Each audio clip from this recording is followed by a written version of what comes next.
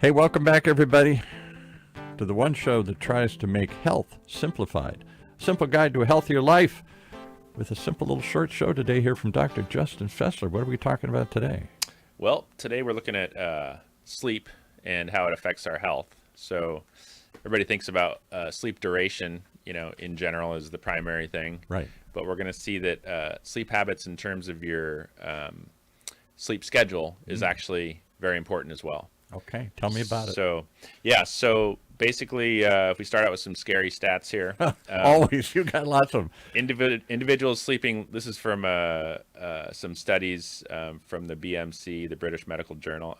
So individuals sleeping less than 6 hours per night had a 48% lower odds of achieving successful aging compared to those who slept 7 hours. Ooh. While higher dementia risk was associated with sleep duration of 6 hours or less Dementia. at age 50 and 60 compared with normal 7-hour sleep duration. Mm-hmm. So just to start with, so the research in general recommends 7 to 9 hours for the appropriate sleep. And I'll guess most of us don't get that. No, definitely not. So if we look at pain management as a topic, between 67% and 88% of individuals with chronic pain experience sleep disruption and insomnia, and at least 50% of people with insomnia report chronic pain. Individuals who experience both chronic pain and sleep problems are likely to have greater pain severity, longer duration of pain, greater disability, and be less physically active than those without sleep disturbance. So basically try to address your sleep quality as you can. Try to get those sleep hours from 7 to 9 hours. So blood pressure and heart rate variability, which we also talked about here. Poor sleep quality is adversely associated with heart rate variability, heart rate, and blood pressure. Oh. Higher sleep regularity was associated with 20 to 48% lower risk of all-cause mortality. So if you have a regular sleep schedule and regular sleep duration, then your mortality goes down. You're not likely to die just from sleeping better. Yep, and 16 to 39% lower risk of cancer mortality, 22 to 57% lower risk of cardiometabolic mortality, so cardiac issues. Yeah, so... And yet we're all taught that Right. sleep is kind of something we can fudge on. Well, even people like almost like brag about how little sleep they get. And they're like, I don't need sleep. Yeah. It's like sleep's for when I'm dead. It's We're at like, UCI's, Flight Innovation Center, lots of big, powerful people trying to come up with stuff. The majority of them are sleep deprived, I'm convinced. Sure. Yeah, no, definitely. So one factor that I hadn't really known was an issue too was also consistency. So the regularity may be important, even more so than the duration. Not just the amount of sleep. So what your bedtime is and when you wake up. So if that's consistent on a nightly basis and you're not disrupting your day-night cycles, that's extremely important. Is it worse or more important as you age? Because when we're young, that's when we abuse it. We stay up all night. That's a great question. Party all night, get up and go to work. I think the earlier it starts, the worse in terms of your long term. So I don't know if one affects more, but I think when you're younger, you can probably suck it up and get through it more. I certainly But as you get older, you really need it. So I'm going to go through. So the sleep regularity was a stronger predictor of all-cause mortality than sleep duration. So meaning getting a consistent sleep schedule is crucial. Maintaining optimal sleep duration is a central focus of current sleep health guidelines. Recent evidence, however, indicates that sleep regularity, defined as the day-to-day consistency of sleep-wake timing, is a stronger predictor for some health outcomes than average sleep duration.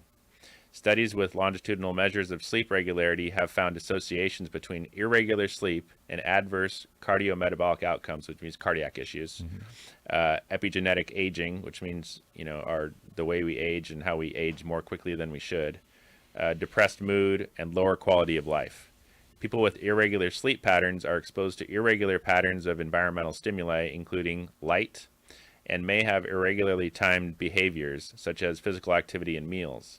This unstable timing of both stimuli and behaviors leads to a disruption of circadian rhythms, which is that day-night, the sleep cycle, right, with downstream negative health effects. So just so that people understand that it's not just, I need to get like 7 to 8 hours of sleep every night. It's also, if you're one of those people that goes to bed at 2 a.m. one night and then you're going to bed at 8 a.m. another night and you're just all over the place, that's also an unhealthy thing that can be just as detrimental to your health as if you don't get enough sleep, like under 6 hours of sleep. So I'll just end with here, as far as mental health and anxiety as well. Students with shorter sleep durations. The curse of modern Western society here. I know. Mental health. Yes, I know, and it's been a real rough one since COVID as well. Yeah. So, students with shorter sleep durations and to some degree longer sleep durations exhibited a higher risk for all associated mental disorders and well-being outcomes. So sleep problems can also contribute to the onset and worsening of different mental health problems, including depression, anxiety, and even suicidal ideation. Yikes. So sleep is extremely important, and not just looking at your sleep duration, but also, again, that sleep timing. So getting a normal cycle. I'm a guy in modern America in the midst of technological bros and who just go. We are all taught to believe I can easily, if I'm going to find extra time on my day, it's my sleep. I'm going to cut it out. I'm going to do it later. I'm just going to grab a cat nap and keep going. Yes.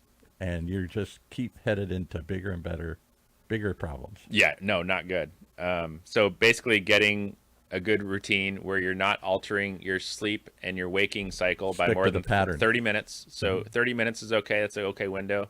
When we see more than an hour variation, that's when we see all these detrimental effects. And you want that consistency 7 days a week. And a certain amount. Yeah, and you want more than 7+ hours is the key. Wow. How do you reach people? How do people reach you, rather, if they want to talk more about this issue? That's just a simple fact of life that we're all cutting corners on, and that's why we end up going to physical therapists and doctors like you saying, I can't sleep, I can't do this, I feel depressed, I'm anxious, whatever, and all these other blood issues, heart issues that we're causing these things. Yeah. So we try to talk through it and, steer them in the right direction. Yeah. Okay. And how so do they can find us at Physical Therapy and Balance Centers. That's FYZICAL.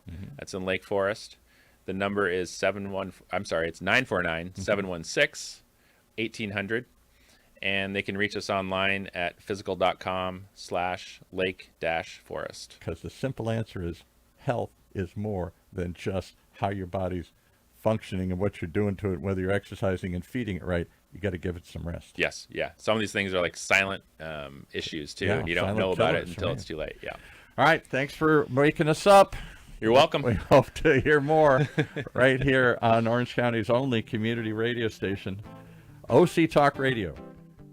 Streaming live from our studios here at the University of California, Irvine's Beale Applied Innovation Center.